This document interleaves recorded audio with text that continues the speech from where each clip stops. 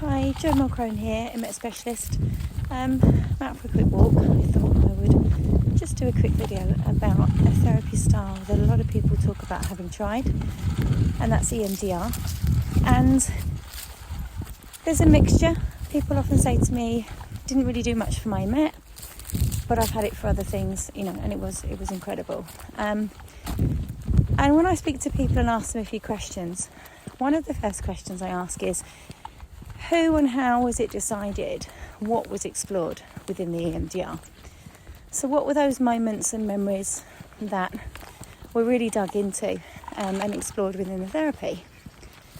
And the answer to that is usually the same thing, which is, I had a chat with the therapist. I told them about some moments and memories that really have stayed with me, that I've ruminated over the years, and they're the things that we've explored.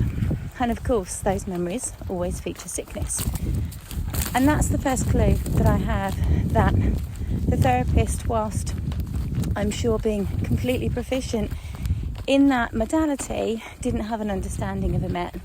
And so Emet is never truly what it looks like it is.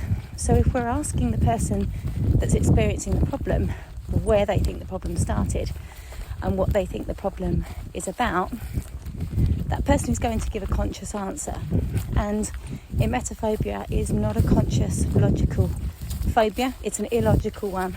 And so in terms of EMDR being an amazing therapy, it absolutely is.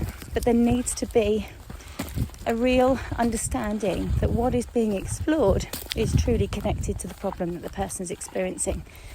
And so with aspects like PTSD, we can be pretty certain, especially if somebody's having flashbacks, or if maybe they're a war veteran and they've been involved in combat, for example, we can be fairly certain that the things that they're re-experiencing are connected to the trauma, and therefore they are the things that need to be delved into and resolved.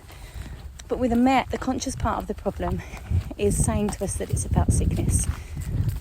And as an Emet specialist, that is the one thing that I know it's never truly about.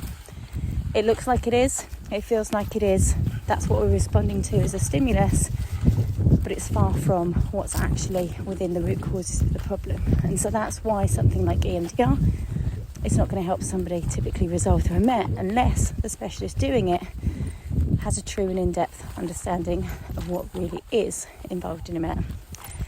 So if you're looking for a therapy that can actually help you get to those root causes, drop me a message, click the link in my bio, apply for my Fear to Freedom programme, and I'll speak to you soon.